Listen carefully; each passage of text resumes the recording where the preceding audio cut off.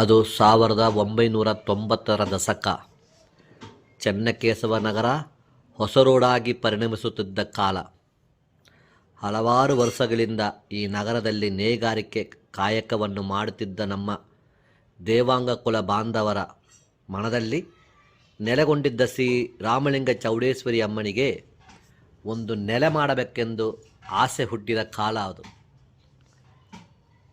ಆಗ ಹೊಸ ರೋಡಿನಲ್ಲಿ ವಾಸ ಮಾಡುತ್ತಿದ್ದ ಕೆಲವು ನಾಗರಿಕರಾಗಿದ್ದ ನಮ್ಮ ದೇವಾಂಗ ಕುಲ ಹಿರಿಯ ನಾಗರಿಕರೆಲ್ಲ ಸೇರಿ ತೀರ್ಮಾನಿಸುತ್ತಾರೆ, ನಾವು ನಮ್ಮ ಊರಲ್ಲಿ ನಮ್ಮ ಕುಲ ದೇವತೆಗೆ ಒಂದು ಗುಡಿಯನ್ನು ನಿರ್ಮಾಣಿಸಬೇಕೆಂದು.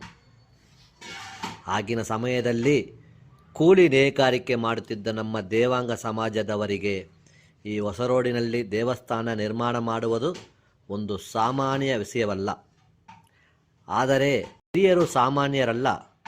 ನಮ್ಮಲ್ಲಿ ಹಣಬಲವಿಲ್ಲದಿದ್ದರೆ ಏನು, ನಮ್ಮ ಜನಬಲವನ್ನು ಉಪಯೋಗಿಸೋಣ ಎಂಬ ಧೈರ್ಯದಲ್ಲಿ ನಾವು ನಮ್ಮ ಚೌಡೇಶ್ವರಿಗೆ ನಮ್ಮ ನೆಲದಲ್ಲಿ ಗುಡಿಯನ್ನು ಮಾಡಲೇಬೇಕೆಂದು ಒಂದು ಶಪಥ ಮಾಡಿಕೊಳ್ಳುತ್ತಾರೆ. ಹಾಗೆಯೇ ತಮ್ಮ ತನು ಮನ ಕೆಲಸ ಕಾರ್ಯ ಎಲ್ಲವನ್ನು ಅರ್ಪಿಸಿ ಹಲವಾರು ತಲೆಗಳನ್ನು ದಾಟಿ 2000ರ ಹೊಸ ದಶಕದಲ್ಲಿ ನಮ್ಮ ತಾಯಿಯ ಆಶೀರ್ವಾದದೊಂದಿಗೆ ದೇವಸ್ಥಾನ ನಿರ್ಮಾಣದ ಕೆಲಸವನ್ನು ಪ್ರಾರಂಭಿಸುತ್ತಾರೆ.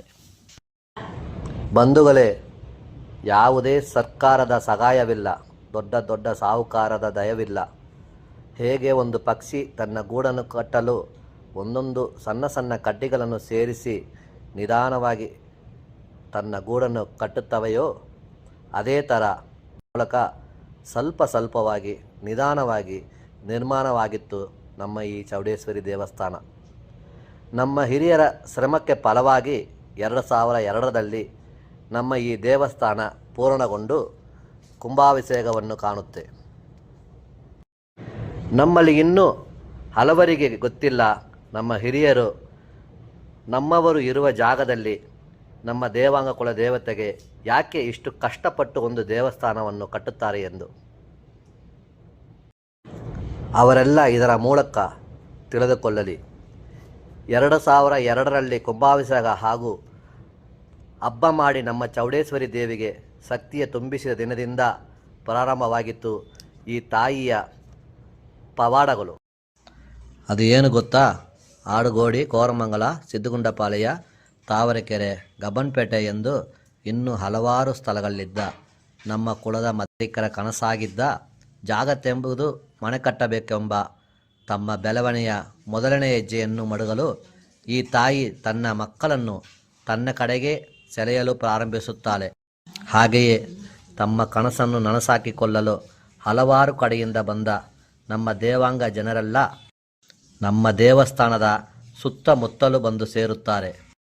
ಆಗ ಈ ಹೊಸ ರೋಡಿನಲ್ಲಿ ಒಂದು ಸಣ್ಣ ಗುಂಪಾಗಿದ್ದ ನಮ್ಮ ದೇವಾಂಗರು ಅಂದಿನಿಂದ ಹೆಸರು ಹೇಳುವಂತೆ ದೊಡ್ಡ ಜನಾಂಗವಾಗಿ ಬೆಳೆದು ನಿಲ್ಲುತ್ತಾರೆ.